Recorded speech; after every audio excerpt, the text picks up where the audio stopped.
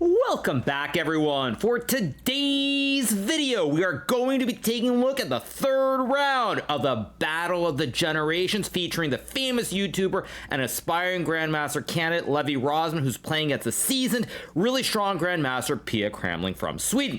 Now, Levy got off to a very tough start, losing in the first game to white pieces. The second game was a very quick draw via repetition. That is one of the reasons I did not do a recap, but they're back today. Levy is the white pieces, and he really wants to strike back because he's currently trailing by 3 points in the match. All right, so third game of the match, and let's jump right into the action.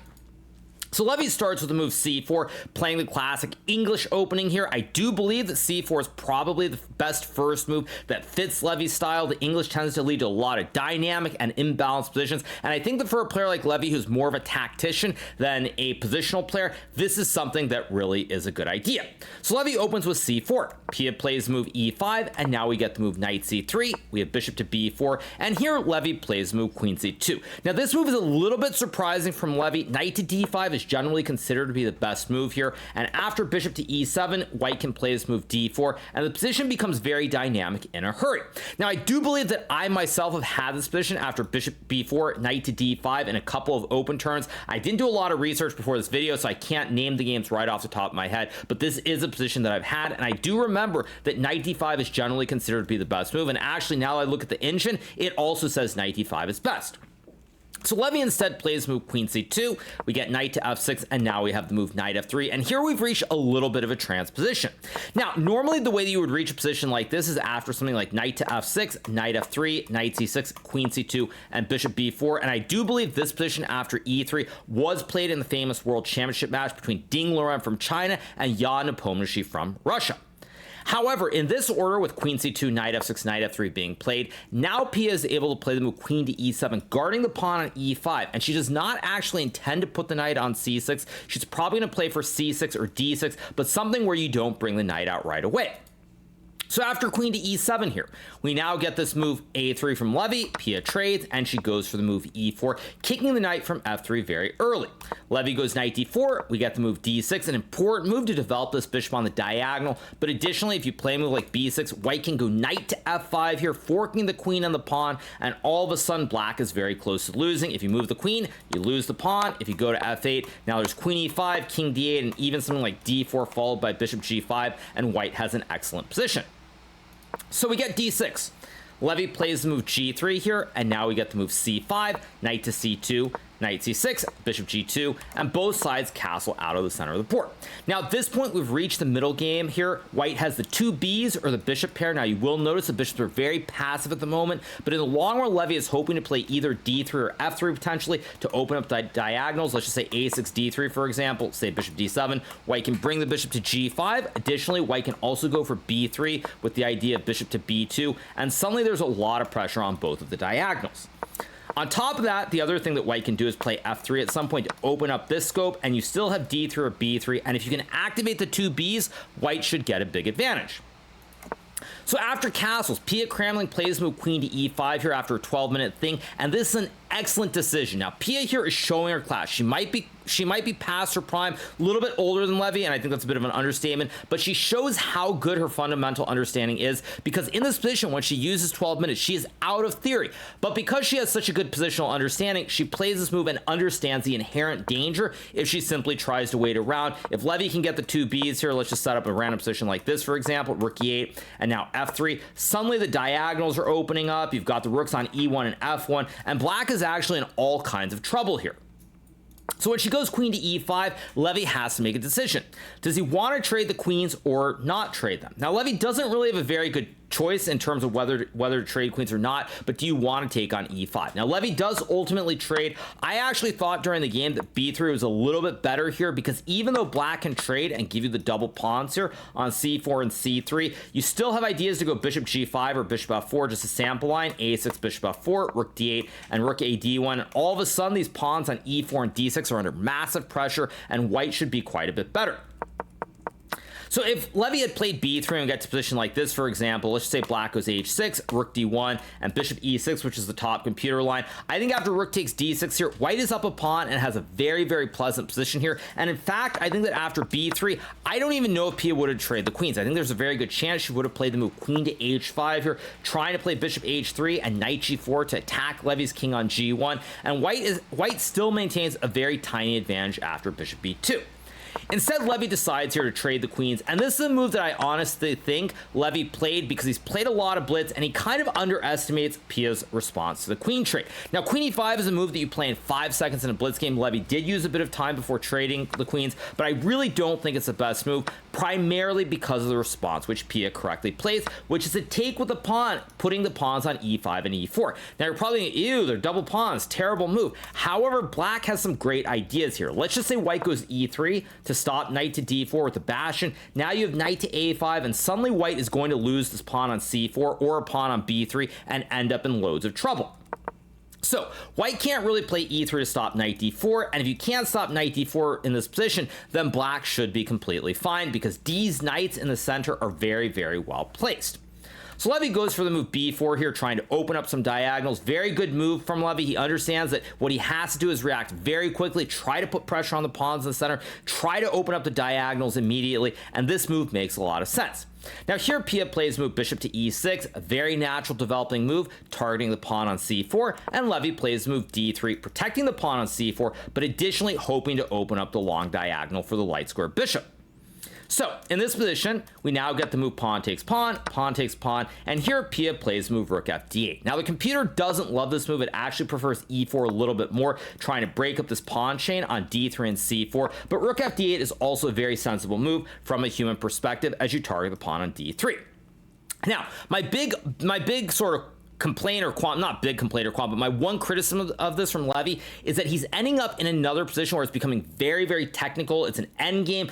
Pia, at least from my view on the outside, looking at her games in recent times, including in Norway chess, she is a player who thrives in positional games. In tactics, she can make mistakes, which is why in the blitz and the rapid, I think Levy has better chances because there will be many more tactics that occur due to the nature of the time control and mistakes happening.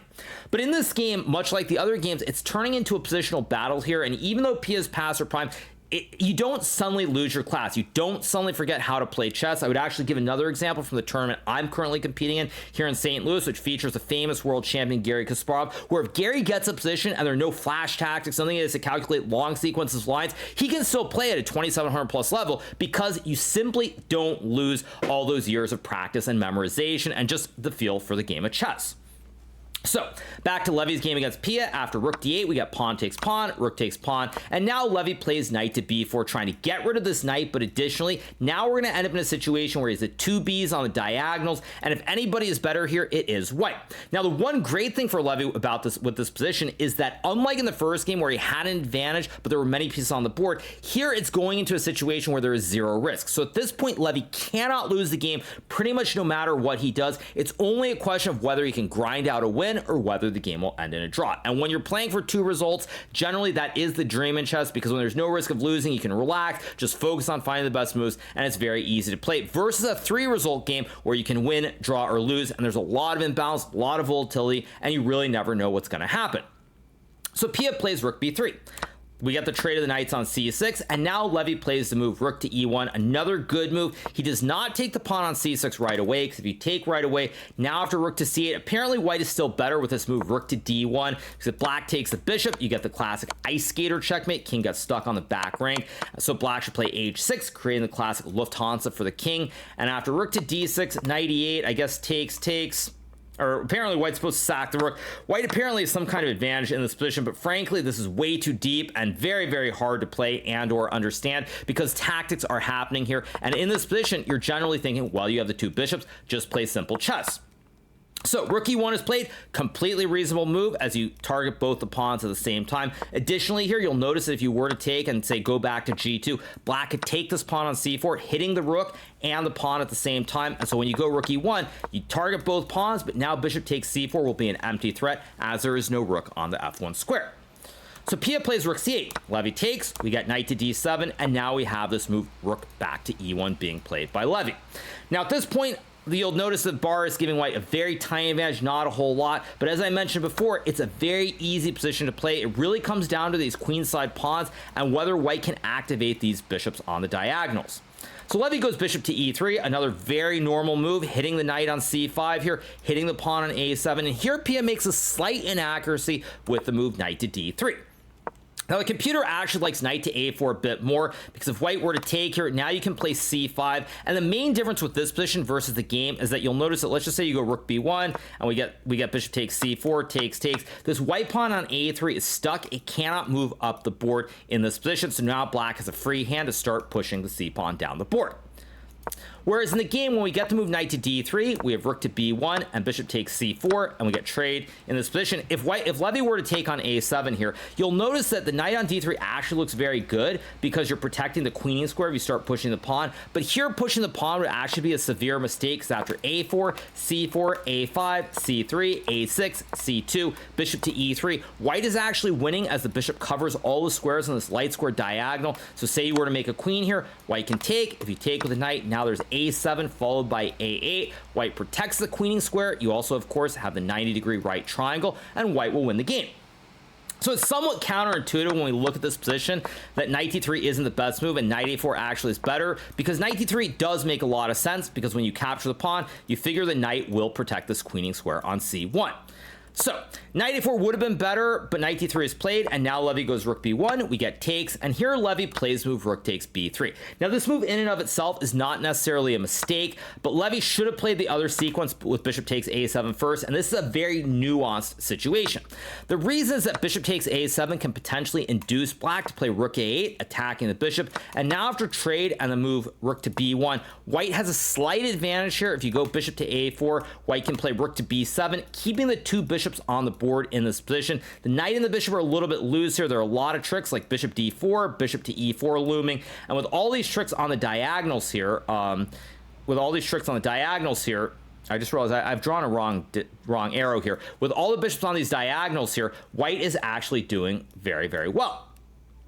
Instead, Levy decides to trade the rook, still completely fine, and here he plays this move rook to b1. Now, this move caught me really by surprise. It's not the move that I expected here. I thought Levy would still take, but on the other hand, because Levy already lost one game from a much better position, probably in the back of his mind, he's thinking about the danger. He cannot afford to lose another game in the classical portion, because if he's down by 6 or 9 points, God forbid, he is not coming back in this match, and he will lose quite badly. And the other reason this pops in your head is probably here Levy sees c5. He's like, uh-oh, c4, c3, the knight covers a square. Black's pushing p. I'm going to lose the game. I cannot afford to lose. And so he doesn't actually go for this because he's worried that this might go from a situation where he can win or draw to where he could lose. And instead, he plays the move rook b1.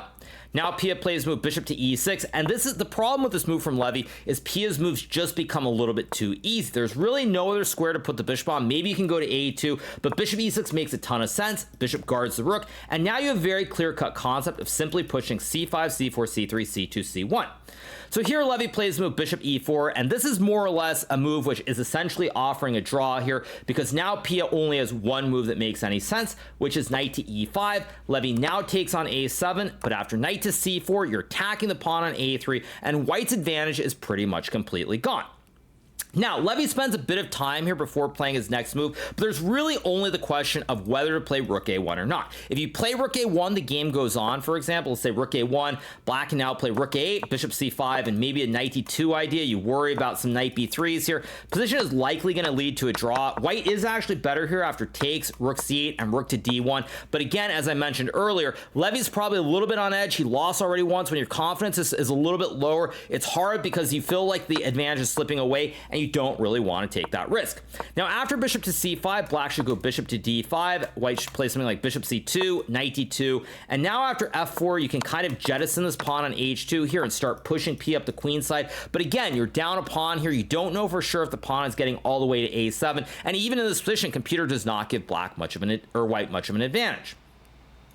Now, the reason I say rook a1 is the only move is because if you play bishop c5, guarding the pawn on a3 here, now black can play knight d2, forking the rook and the bishop. You have to go rook b4, and after takes, and a move like rook to d8 with the opposite color b's here, the weak white king, since you no longer have the fianchetto bishop on g2, it's going to be a draw one way or another.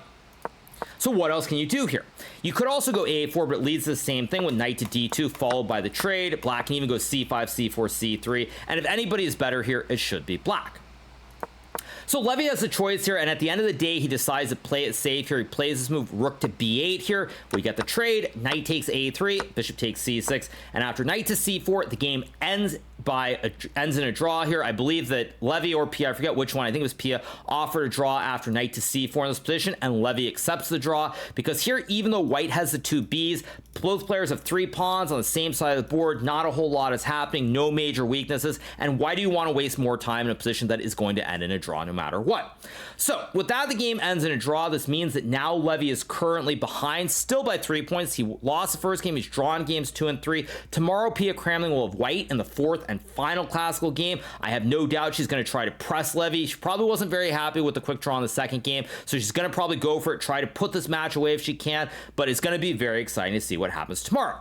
Now, from Levy's standpoint, overall, he's played pretty well thus far. Can't really criticize much about what he's done. If there's anything I would criticize, it's more that it feels like he's playing a little bit too positionally in these games. He's not really getting positions that are tactical, that are more in his style. I expect him to get those positions in the rapid and blitz portion, but it feels like it's a little bit too positional, and obviously you can't control the game completely. When I say it's not that easy, you can't just get a tactical position, even if you want one, but it feels like his openings and the dryness of positions really has benefited Pia greatly, and Levy really, other than that first game and that one moment with c5, hasn't had many chances to win thus far. So, still a very exciting match, long way to go, but that's going to be it for now. I hope you guys have enjoyed this recap from the 3rd game of the Battle of the Generations, featuring aspiring Grandmaster candidate Levy Rozman and Grandmaster Pia Cramling from Sweden. If you're not already subscribed to the channel, make sure that you smash that subscribe button below, and we'll be back with a recap later when I play in day 3, the final day of the Chess 9 LX event here in St. Louis, Missouri. So I hope you guys enjoyed it. Have a great rest of your day or a great couple of hours until my next recap, and I'll see you all later. Have a good one. Bye.